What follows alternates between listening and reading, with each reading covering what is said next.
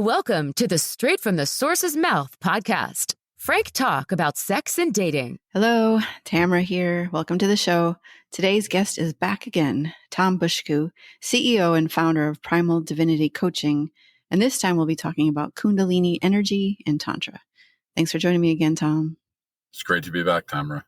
But yeah, so how did you get started with it, or how did you come to know about it? Or I had heard of the word Kundalini just in terms of Kundalini yoga. I remember I first read about it in some fiction book. I don't remember what it was, as this weird mystical thing where people can control their heart rate and all these crazy things. And so I knew that this thing existed, but I didn't know what it was. And I'm talking, this is years ago, 10 or 15 years ago. But I've been doing energy work for probably 25 years. I'm a Reiki master, and I got attuned to Reiki just so that I could give the energy healing to myself without having to go find somebody else to do it for me, because I experienced it once, it made me feel better, and I wanted more of it. And so I've been in the world of energy healing for a long time, but I never really did much with it. I didn't do it for other people other than my mom as she was getting older, or I would do some Reiki treatments on my kids when they were toddlers, trying to get them to go to sleep, which works because it's just love, healing energy. That's what all forms of energy healing really are. That was really kind of it until I started to explore some other practices through some men's coaching that I did. And we were doing some consciousness exercises is what we call them. And that is somatic work. That's about finding the emotions that are stored in our body, and which is absolutely scientific and legitimate. And that we go off on a whole tangent on that. But that's what really kind of got me opened up to the idea of energy. And as I was doing that work, that somatic work, those consciousness exercises, I began to get in touch more with my own energy and the energy that's all around us. Some people will call it the quantum field or the universal subconscious. It's the same thing that people use when they're using psychic abilities or channeling like mediums. It's, in Star Wars, they called it the Force. It's really all the same thing. And so I began to get familiar with this through just wanting to get better, wanting to heal myself. And I mentioned Kundalini at one point to one of the brothers in my community. And lo and behold, not a week later, it pops up. I click on a real estate event on Eventbrite. And then at the bottom, how it suggests various things you might be interested. And one of the suggestions was a Kundalini activation. I'm like, hey, I was just talking about that. Let me see what that's all about. And it was close by. It was like 45 minutes away. It was perfect because it was on what would have been my anniversary, having just gotten divorced that year. So it seemed like a great way to kind of celebrate not being married for the first time, to treat myself to something like this. So I went to my first Kundalini activation, not really knowing what to expect. Just thinking this would be, a nice addition to some of the things that I do. And I was absolutely blown away. I think I've shared this with you directly, but it was an experience beyond anything I've ever had in the 3D world, meaning that I experienced such pleasure and bliss and ecstasy that I honestly don't even care if I have sex again, because it was 10 times better. And that doesn't even do it justice. To describe the experience a little bit more, well, actually, let me back up a little bit, because your question is, around Kundalini energy. What is it, right? Because that kind of needs to be understood first. Kundalini energy is our life force. It's our chi, our prana. It's our spirit. It's our soul. It's that which animates us, right? It's what gives our body life. It's our consciousness. It's all those different things. And this idea of Kundalini energy actually comes from Tantra philosophy, which is born from ancient India 1,000 years ago. And people automatically hear the word Tantra and they just think kinky sex. And it's yes, and it's so much more. Tantra got commercialized and westernized back in the late 60s, early 70s because sex sells. And they took that 1% of what Tantra is, which is really everything. It's really a spiritual philosophy. But within that Tantra philosophy is this idea of Kundalini energy, this life force energy that we all have inside of us. And in that philosophy, the Kundalini energy is dormant at the base of our spine. And there's all these little details that kind of don't matter. Things like, it's coiled like a serpent 3.5 times, and it rises through these channels called nadis, which crisscross at the chakras. And you can get into some serious woo-woo energy stuff if you want to. But the bottom line is that this is our life force. This is our energy. This is our consciousness. But in most of us, it's resonating at a low vibration, and it lies dormant, and we're not tapping into it. So what we're doing in a Kundalini activation, or the purpose of practices like Kundalini yoga, is we're waking that up. We're raising that Kundalini energy, like we are uncoiling the serpent, and we're rising it from the root up to the higher chakras so that it literally raises the frequency that we're vibrating at as human beings and as spiritual beings. And it changes our consciousness, and it changes how we experience the world. Yeah, that's a lot. No, and I do think this stuff exists. I totally believe what you're saying. So yeah, I know there's some skeptics out there, but I still think this is great information to have. Yeah, and this is all real, whether somebody believes in it or not, right? I mean, you could tell somebody there's no such thing as gravity, but if you step off a building, you're going to hit the pavement, right? I believe the same thing is true in this world of energy. If you need to take it from a scientific mindset and say, well, it's just the quantum field, there's science that proves it's real. So you explain it however you want. It's real. And there's no denying what my experience was. And what happened, and I'll tell you what happened when I had that Kundalini activation, is that because I had been doing so much work previous to that, I did a lot of shadow work. I got with all my wounds and my traumas and all the things that are shadow, right? All the things that we think happened to us, and we think, poor me, why was I abused? Why was I abandoned? And I felt all that stuff, and I learned to see the gift in all those things through the men's work that I do. And because I had done all of that work prior to doing a Kundalini activation, when I went into the session, I was already pretty open. Like, I'd cleared a lot of the blockages, and I was ready to receive. And so when the facilitator came around the room and was working on everybody, which I can explain how that works later, my channels were clear, and the energy was able to rise. And so when it rose big and hard, to throw a sexual innuendo in there. Right. And it was, like I said, it was like a spiritual orgasm is how some people describe it. And I was literally on the floor, on a yoga mat, back arched, head thrown back, crying out. And yet it was not a physical sensation like a sexual orgasm when you ejaculate. It was so much beyond that. It was whole body and outside of the body. Like, I could tell you that for me, it felt like this ecstatic experience was centered about a foot off of my heart chakra.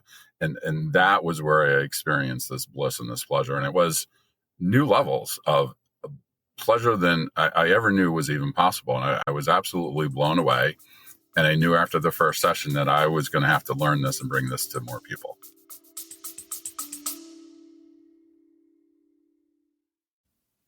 Hi, everyone. Sorry for the interruption. I just wanted to point out that there is a send us a text message at the very beginning of the description, and you can use that to send an anonymous question or comment. So I'd really appreciate it. All right. Thanks. Yeah. I mean, obviously it sounds like something people want to do, and you're like, hey, let me tell more people about this. For sure. And then I had my second session. And it was even beyond that. It exceeded the first session. The first session, I thought I hit the limit of what pleasure could be. And then I had the second session, and it was like, oh my God, it blew it away. And there was like a new ceiling of what I could feel. So much so that it actually triggered some feelings of, oh, am I actually worthy of feeling this good? Right. And that's the shadow work that I talked about. Right. And fortunately, I had lots of experience feeling that. So I was able to dive into that and then come out of it and go back into the pleasure and the bliss. And it made me realize that, well, wait a minute, maybe this isn't really the ceiling of what's possible to experience. Maybe there's even more. And I just think this is the limit, just like it did the first time.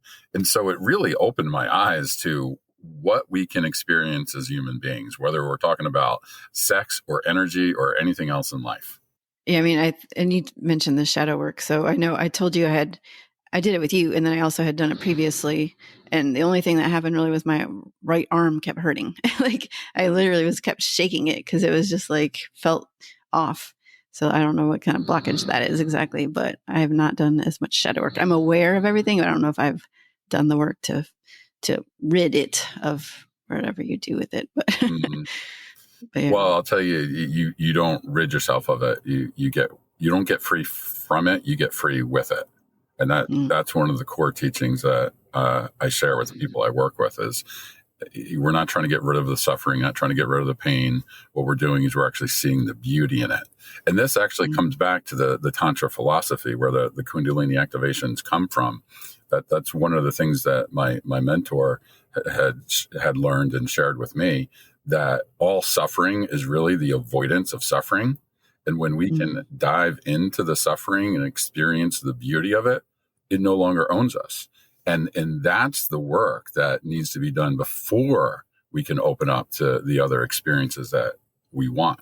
Yeah, I've heard it said that you choose it. Is that kind of the same thing, would you say? Accepting it, choosing it, like instead of trying, like you said, try to resist it. Absolutely. That would be another way of describing it. All right, and do you want to talk about how you were able to get rid of this shadow, or not get rid of, how you're able to live with the stuff, or is there more to say about Kundalini itself? Or well, like I just want to give people a way of how they could do it, but then also, the potential to work with you or someone like you. I'd actually be curious to hear a little bit more about your experience, whether it was with the previous time or with me, because I think can give some people an idea of what the other experiences they might have are or could be. Yeah, for mine, it was during a retreat the first time, and it was all women, and we were in a circle, like our heads were in the center, and we were kind of fanned out. There was a, energy healer, I'm guessing like you. I can't remember exactly. I just know we were doing like a ceremony around it, and I think, and there was sound, and like I said, she was just, and is there breathing in it too? Like, do you do different breathing techniques, or is that I did so many different things. I can't remember which one was. Yeah, it depends. I'll actually bring in some breathing techniques, but most Kundalini facilitators do not. Yeah, because I can't remember if it was with that or not. But like I said, the main thing I remember is just like uncontrollably my arm. It was just like pain, and I would just shake it out because it was like hurting. And that's, I don't know, that's really all I remember. And then other people are definitely, like you were saying, they're making sounds and stuff, and like they were getting more out of it or different things out of it.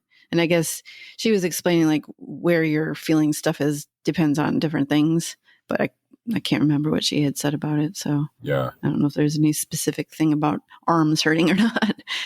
I'm sure it all has a meaning, and I don't pretend to know it all. Yeah. I'm curious, what was your experience last week working with me? Unfortunately, I turned down the sound, so I think that was part of it. It was too loud in the beginning, and when you were talking only, so then I turned it down. And then when the music was on, I did not turn it up, so it wasn't getting the full like immersive effect that I think would have been more helpful. So, and like I said, I have blockages and all this stuff. I know of my issues and traumas and stuff, but being aware of them and doing something about them are two different things. So I have walls up pretty hard, like defense mechanisms and stuff. So it might take a little more. Tamara, that's great awareness. And just like they tell alcoholics, right, that the first step is admitting that you have a problem, recognizing that you have some traumas and some blocks and some walls is the first thing that needs to happen before you can start to do anything about it. So give yourself some credit for that. Yeah. I mean, I've definitely worked with people and through this stuff, but my follow through has always been the issue. Yeah. Well, But it's not. I have, I've been aware. Yeah, I'm sorry I cut you off, but it's not pleasant to go into those things, and that's why we avoid it. Yeah. I mean, for me, it's more, defense mechanism of pushing people away and keeping people at arm's length and coming across as aloof generally. And, just protecting myself that way. But there were a few years where I was not doing that. I let my walls down and then they slowly went back up. I appreciate you sharing that. And I think that's something a lot of people can relate to.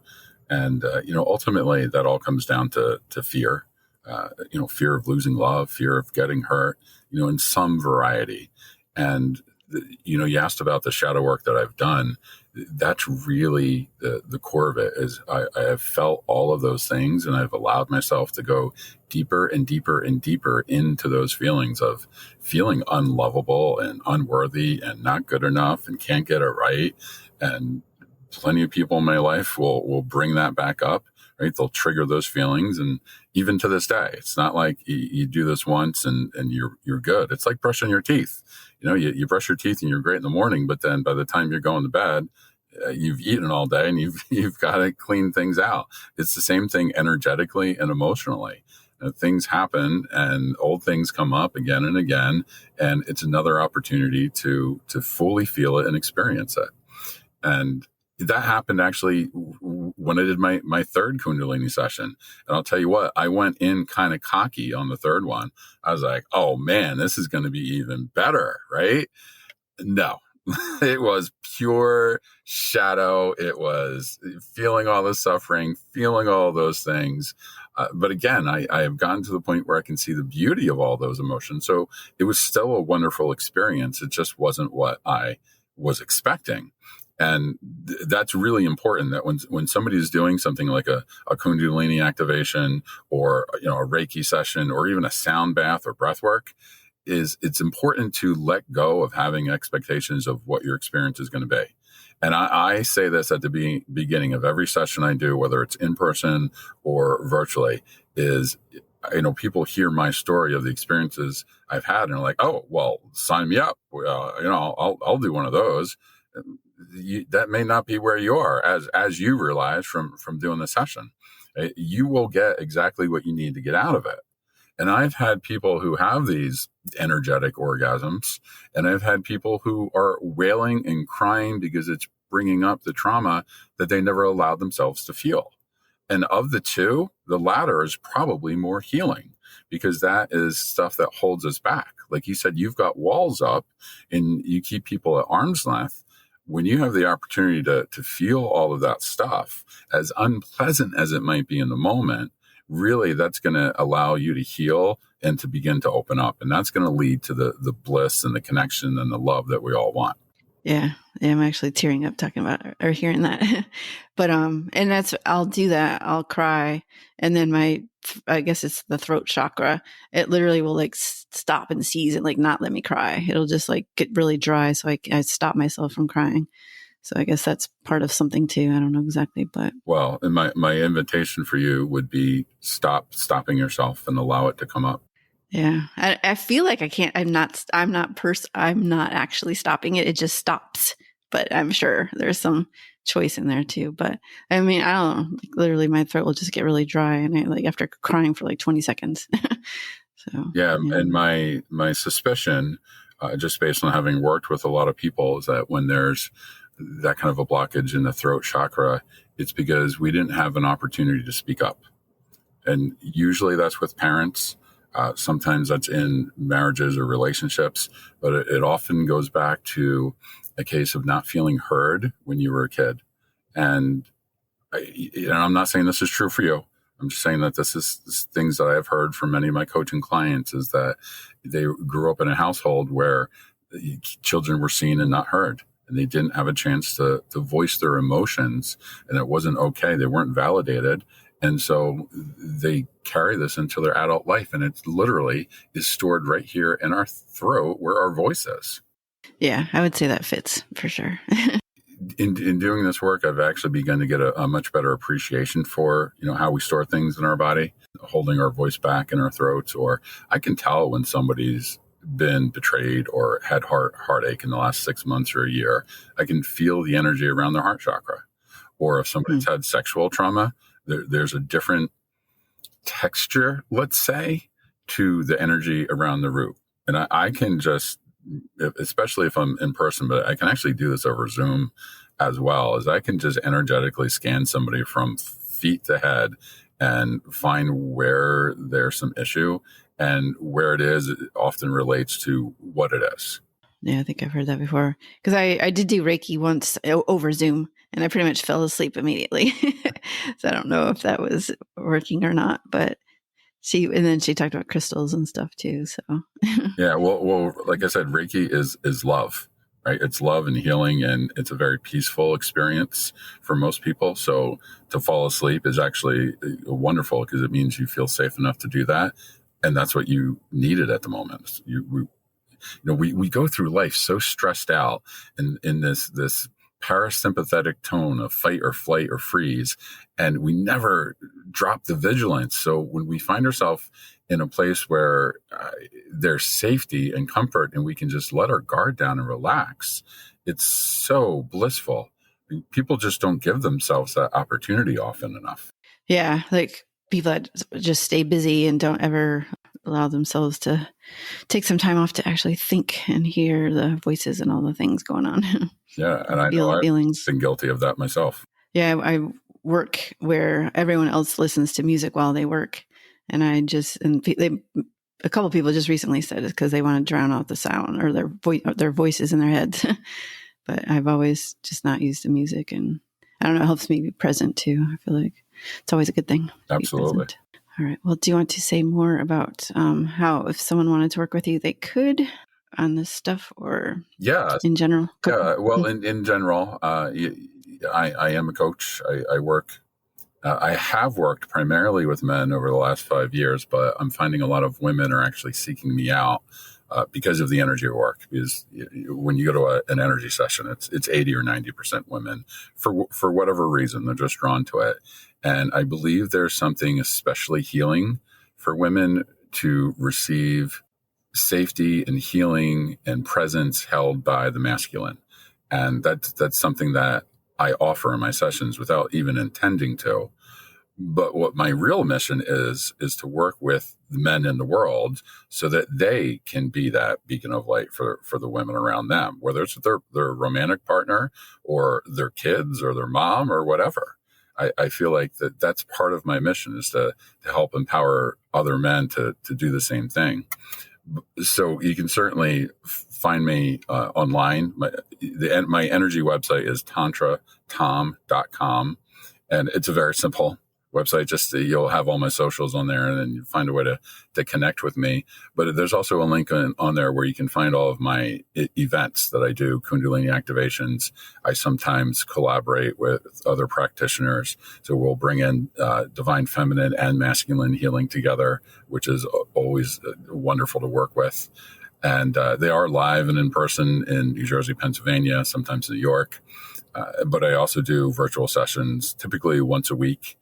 And it does work virtually just as well as it does in person, because we're talking about that quantum field. So there is no time and space. So I can literally give you a healing right now. Whether we're even on a Zoom or not, I could actually turn the computer off and just think about it. It's all about intention. Yeah, that's what the other person said too. Yeah, and then I've years ago, I was in a conference where they had the hangers, and they were showing how energy, like if you think positive thoughts, the hangers would move a certain way, and if negative thoughts, they move a different way, or didn't move or something. I forget exactly, but you know what I'm talking about. I see you're shaking your head. Yes, absolutely. And there's tons of studies on this stuff where, for example, you could take two identical plants and put them in the same room with the same sunlight, the same water, and you could write the word love on a piece of paper and put it next to one plant. You could write the word hate and put it on a piece of paper next to the other plant. And the one with the word love will grow and flourish. The one with the word hate will wither and die every time. How is that even possible? It's because the written word on that piece of paper actually carries the energy of the meaning behind the word. And that energy has a vibration that is affecting all living things around it. So the words that we speak and matter. The way you talk to your kids matters. That when you complain about something that your spouse did, it matters. It's all about what we're focused on. So this energy stuff goes deep, and it's a rabbit hole that you can really follow a long ways. Yeah, I just had an interview earlier, and we were talking about that too, like what you say and you have a choice to say what you want to say to yourself or about yourself. You can stop if you can be aware again of when you're saying something negative, and then turn it around to a more positive spin. Definitely, like you're saying. Yeah, and the key to that is catching yourself. Right? Catching those negative thoughts. Most of us are not even aware of our thoughts. Like you mentioned, your coworkers that put the earbuds in and listen to music so they don't even hear the thoughts. They're still thinking the thoughts. They still have that negative vibration. It's when you stop and listen and you catch yourself, you're like, wow, I'm really talking to myself like a jerk, that you can start to change that. And that's where, a simple meditation practice is, even if you did 5 minutes a day to just sit quietly and watch your thoughts, you would be amazed at the things you say to yourself that you would never allow somebody to say to your kid or your girlfriend or whatever. But we're saying it to ourselves all day long. So taking 5 minutes and just starting to create some mindfulness around that is the first step to changing it. Yeah, definitely. I started doing transcendental meditation. You like forget for like 10 minutes that you're even thinking things. And then you're like, oh, wait, I was doing that. And then you go back to meditating, which with transcendental meditation, it's an actual mantra. So every time you remember, you go back to your mantra. But yeah, it's interesting. When I do it less frequently, it takes me a lot longer to get back to remembering to do my mantra instead of having my brain go. Sure. It's like anything. You just need to practice it to be good at it. Tamara, the last thing I want to share about this whole Kundalini energy thing, we're talking about these energetic orgasms and these ecstatic experiences that are better than sex, is the part that your listeners might be very interested in, is when you combine the two things. When you bring this energy work and you combine it with actual physical sex with somebody that you're connected with, it's like they multiply each other. And that is the piece that got so popularized by tantric sex, is people would bring the energy work in the rising of the Kundalini into the bedroom, and they marketed that, and it is an absolutely incredible experience. But I believe that to have truly the best experience you can have, it's got to be rooted in the spiritual aspect of this.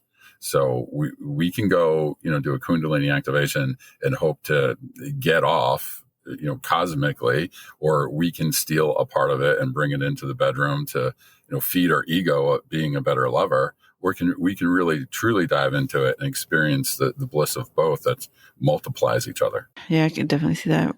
Having the ideal, I would say, is to have both. Was that your final thought, or did you want to add another final thought? No, I think that's a good place to wrap it up. Yeah, I agree. All right. Well, thank you again for being on. And if you love this episode, be sure to tell your friends about it and rate it as well. And thank you again. Thanks, Tamara. Frank Talk, sex and dating educates.